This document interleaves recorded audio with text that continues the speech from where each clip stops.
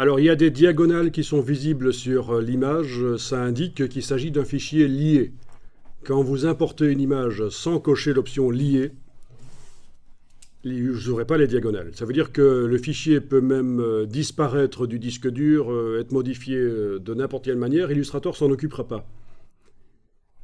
Une autre chose qui indique qu'il s'agit d'une image liée, vous allez dans le menu Fenêtre, prendre la palette Lien. Et là, si vous ne voyez pas une icône à droite du nom de l'image, une icône qui représente une image, ça veut dire que c'est une image liée. Et dans le cas d'images non liées, on appelle ça des images incorporées.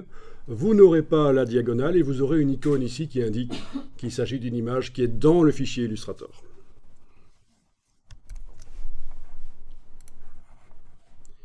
Généralement, les images liées, c'est mieux.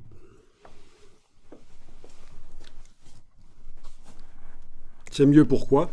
Mais parce que si on modifie l'image dans Photoshop, ça va se modifier dans Illustrator. On va voir ça. Vous allez passer à Photoshop en gardant bien sûr la version Illustrator ouverte, le document Illustrator ouvert.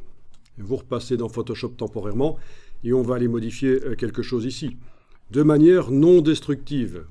Quand on travaille les choses, en général, on fait du non destructif, c'est-à-dire qu'on essaye on ajoute un élément qui modifie l'aspect des choses, et si on veut revenir à l'état précédent, il suffira d'enlever cet élément qu'on a ajouté.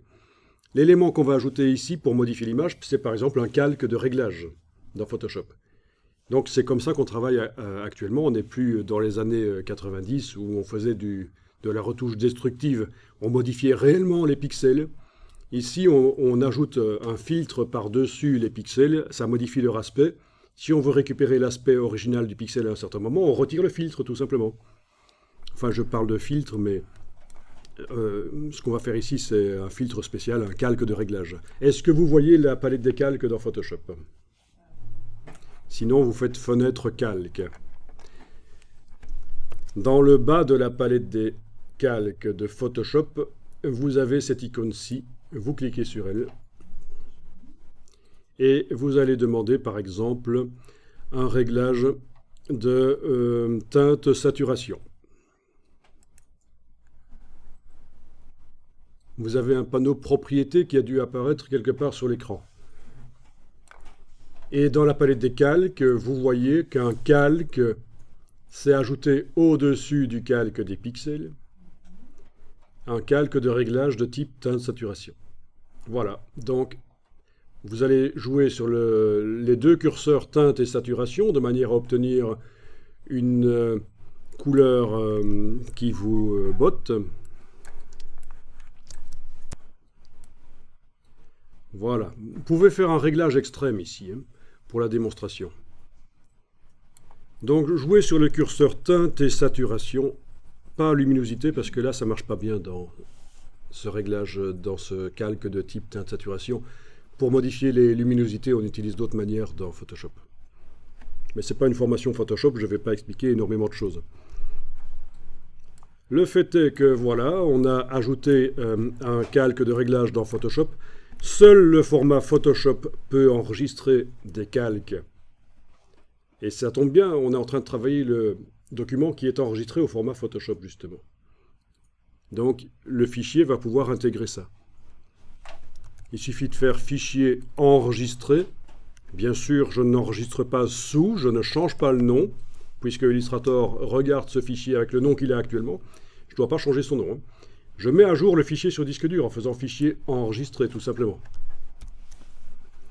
Alors quand je dis seul le format Photoshop peut intégrer des calques, c'est pas tout à fait vrai. Il y a aussi le format PDF et le format TIFF qui peuvent le faire. Mais ils encapsulent en fait. Un peu comme le PDF peut intégrer du format Illustrator quand on est dans Illustrator, mais c'est le même principe ici. Mais dites-vous bien que voilà, il faut absolument être au format Photoshop, c'est bien. Alors vous avez un message sur la compatibilité, maximiser la compatibilité. Vous cliquez sur OK, c'est bien. Ça veut dire que le fichier est compatible avec d'anciennes versions Photoshop. C'est un détail.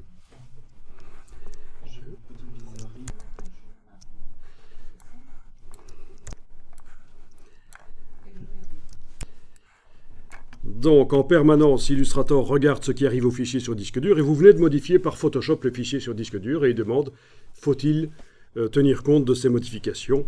Ben, vous répondez « Oui ». Et voilà, l'image change dans Illustrator. Donc, vous pourriez avoir plein d'images utilisées dans un document Illustrator, les modifier par Photoshop, ça se met à jour dans Illustrator. On peut même faire en sorte que le message qu'on vient de voir n'apparaisse plus, que la mise à jour soit automatique. C'est dans les préférences d'Illustrator, la gestion des fichiers, il y a un réglage à faire.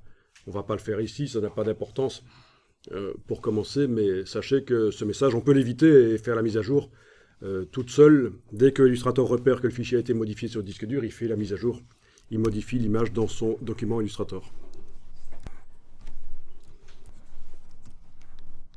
Donc c'est ça l'intérêt d'utiliser des fichiers PSD, c'est de pouvoir mettre des calques. Et on a mis un calque de réglage, et il y en a plein d'autres à mettre, et également des filtres dynamiques dans la palette des calques.